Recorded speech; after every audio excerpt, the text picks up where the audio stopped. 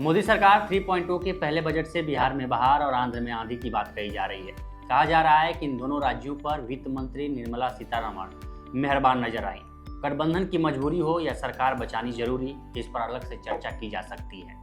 लेकिन सवाल है कि जिन राज्यों में चुनाव होने वाले हैं उन राज्यों का क्या हुआ, उन्हें क्या मिला।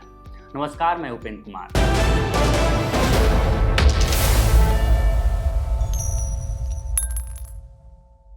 दरअसल एक आम धारणा है, या इसे रिवाज कह सकते हैं या राजनीतिक रणनीति। अगर बजट के आसपास विधानसभा चुनाव हो तो उन राज्यों पर सरकार का फोकस ज्यादा रहता है। लेकिन इस बार के बजट में ऐसा कुछ नहीं दिखा, क्योंकि 3 राज्यों के चुनाव से ज्यादा गठबंधन का दबाव है। हरियाणा, महाराष्ट्र और झारखंड, तीनों ही राज्यों में साल के अंत तक विधानसभा का चुनाव होने हैं। हरियाणा और महाराष्ट्र में एनडीए की सरकार है, झारखंड में हेमंत सोरेन की सरकार है। बीजेपी उसे सत्ता से बाहर करने की रणनीति में जुटी है। हालांकि बीजेपी ने यहां चुनावी मुनादी तो कर दी, लेकिन बजट ने बीजेपी का खेल बिगाड़ दिया। विपक्ष इन राज्यों की अपेक्षा का आरोप लगाकर हमलावर है। जानकारों का मानना है कि चुनावों तक ये विरोध और भी तेज हो सकते हैं, जिसका खामियाजा हो सकता है कि बीजेपी को भुगतना पड़े, और इसका असर भी देखने को मिलने लगा है। बजट पेश होते ही महाराष्ट्र से विरोध की आवाज आई। शिवसेना उद्धव गुट की नेता प्रियंका चतुर्वेदी ने निशाना साधा कि ये बजट नहीं बल्कि प्रधानमंत्री बचाओ योजना का हिस्सा है। महाराष्ट्र के लिए कोई ऐलान नहीं किया गया। राज्य के विकास के लिए ना कोई योजना, ना कोई फंड। महाराष्ट्र की उपेक्षा क्यों की गई? महाराष्ट्र में जल्द ही विधानसभा का चुनाव होने वाला है, लेकिन बजट में प्रदेश के हित से जुड़ी किसी योजना का ऐलान नहीं किया जा सका।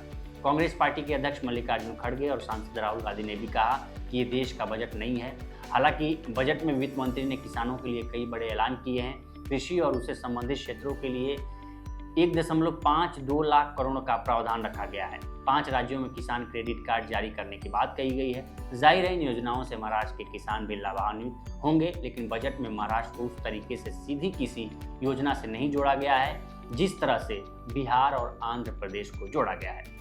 महाराष्ट्र की तरह ही झारखंड राज्य के लिए भी अलग से इस बजट में कोई विशेष योजना या प्रावधान नहीं है, जबकि इस साल के अंत तक झारखंड में भी विधानसभा का चुनाव होना है।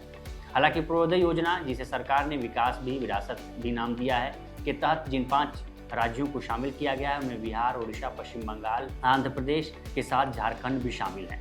बजट में बिहार और झारखंड के लिए विशेष पैकेज के बावजूद पूर्वोदय योजना में बिहार और आंध्र प्रदेश को रखा गया है। वहीं तीसरे चुनावी राज्य हरियाणा को भी इस बजट से मायूसी हाथ लगी है। हरियाणा के लिए भी बजट में कोई विशेष फंड या स्कीम का ऐलान नहीं किया गया है। जबकि मोदी सरकार के तमाम पिछले बजट को डिकोड करेंगे तो पाएंगे कि मोदी सरकार का चुनावी राज्यों पर खूब फोकस रहा है। कोई भी बजट इससे अछूता नहीं रहा, लेकिन इस बार गठबंधन धर्म ने इस पूरे समीकरण का खेल बिगाड़ दिया है।